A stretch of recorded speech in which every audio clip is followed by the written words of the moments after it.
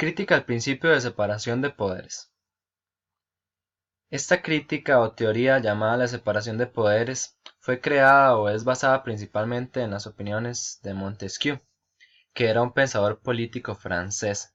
La teoría de la separación de poderes se acuña en la obra de Montesquieu que era llamada del espíritu de las leyes, que se inspiró en la descripción que los tratadistas clásicos hicieron de los sistemas políticos de la antigüedad y en la experiencia política contemporánea de la Revolución Inglesa del siglo XVII.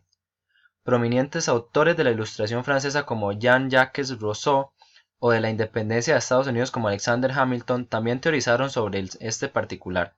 Montesquieu define el poder a la vez como función y como órgano. La admiración que profesa al sistema político británico ha sido matizada por otros autores que la consideran exagerada, al ser en realidad una relación con vínculos muy estrechos. Pero entonces, ¿qué es la separación de poderes y por qué es tan importante? La separación de poderes o división de poderes es un orden y distribución de las funciones del Estado, en la cual la titularidad de cada una de ellas es confiada a un órgano u organismo político distinto. Junto a la consagración constitucional de los derechos fundamentales, es uno de los principios que caracterizan el Estado de Derecho moderno. Modernamente la doctrina denomina esta teoría en sentido estricto separación de funciones o separación de facultades, al considerar al poder como único e indivisible, y perteneciente original y esencialmente al titular de la soberanía, o sea, nación o pueblo, resultando imposible concebir que aquel pueda ser dividido para su ejercicio. Entonces, en resumidas palabras, podemos decir que un Estado de Derecho tiene tres funciones principales, que sería la primera sería crear leyes para que se vaya a regir en ese Estado. En segundo lugar, gobernar al país de acuerdo a esas leyes. Y en tercer lugar, vigilar que todo el mundo sin excepción cumpla esas leyes que se han creado. Una vez promulgadas las leyes, las personas que gobiernen el país deben hacerlo respetando esas leyes también. Cada una de estas funciones se le llama poder. Como observamos en la columna de la derecha o en la hoja de la derecha, vemos que hay un poder legislativo que es el encargado de hacer las leyes, un poder ejecutivo que es el que gobierna el país de acuerdo a las leyes vigentes y el poder judicial que es el que se encarga en que todo el mundo cumpla esas leyes. Ahora vamos con las críticas al principio de separación de poderes. Carré de Malberg fue una de las personas que criticó esta teoría de separación de poderes.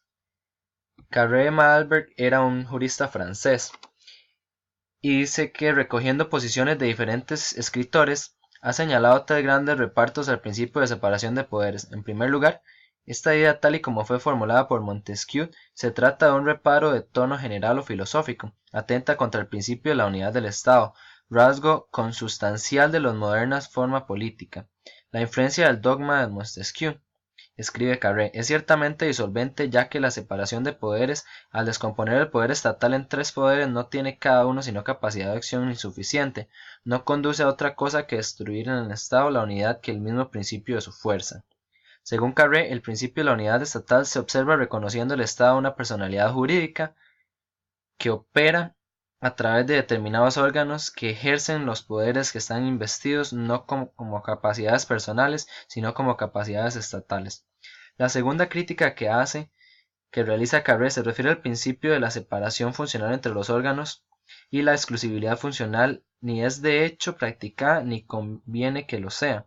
Las constituciones no solo instituyen vetos o poderes de frenar, sino que instrumentan la cooperación positiva entre los diversos poderes.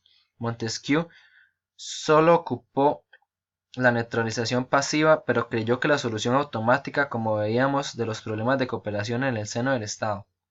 No cabe en efecto admitir que la independencia extrema de los órganos. El legislativo necesita conocer las sugerencias que el ejecutivo pueda plantarle y debe poder vigilar el desarrollo de su propia obra legislativa. Es preciso ciertamente reservar al ejecutivo una cierta participación en la confección de las leyes, concediéndole al menos la facultad de iniciativa y además el derecho de concurrir a su discusión. Conviene asimismo no solo reconocer el cuerpo legislativo, medios de control o de acción sobre la autoridad ejecutiva, sino asociar el Parlamento de algún modo a la función ejercida por el Poder Ejecutivo. Sin duda, la ignorancia constitucional de estos problemas conduce a la desunión y a través de la anarquía, el despotismo del poder más fuerte. La tercera objeción que hace Malberg al planteamiento de Montesquieu se refiere a la afirmación sobre la igualdad de los órganos. Esta igualdad afirma explícitamente por Montesquieu y las constituciones francesas que recogen el principio de la separación de poder ya negada, como observaron Orlando y de Guiot, como consecuencia de la afirmación de la superioridad de la ley que ha de ser observada por el Ejecutivo y el juez. Es absurdo pensar que la superioridad en las funciones no se va a transponer a los órganos encargados de realizarlas, pero además es incompatible con el principio de la unidad de poder irrenunciable en el Estado moderno.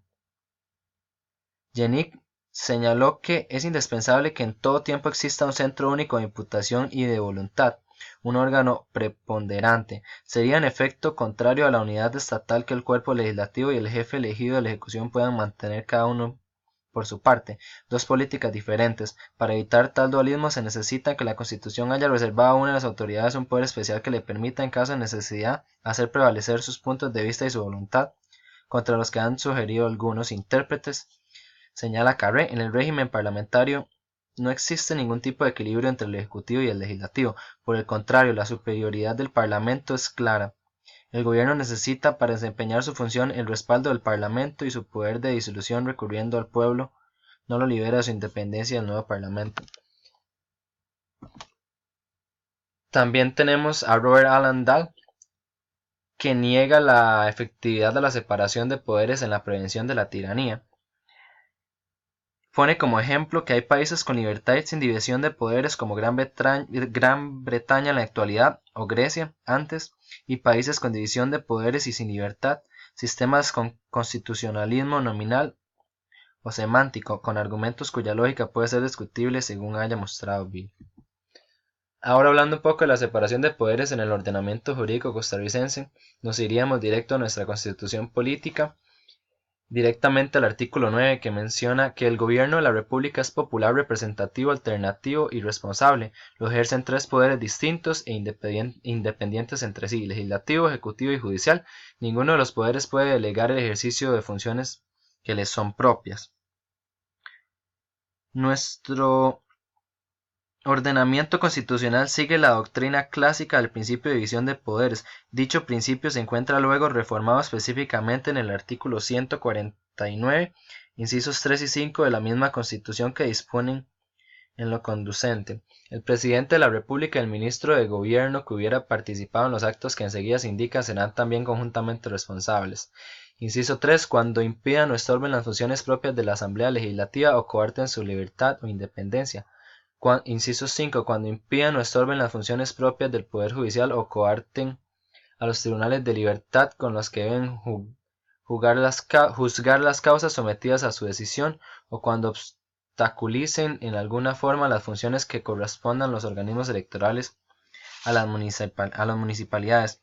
En ambos incisos se trata de explicar la prohibición explícita contenida en el artículo 9 constitucional, en el sentido de que ningún poder le está permitido, en virtud del principio de división de poderes, invadir válidamente la competencia otorgada exclusivamente por la Constitución a otro poder, al mismo tiempo que se extiende la cobertura del principio de división de poderes también a otros órganos estatales, como los llamados órganos constitucionales y municipalidades.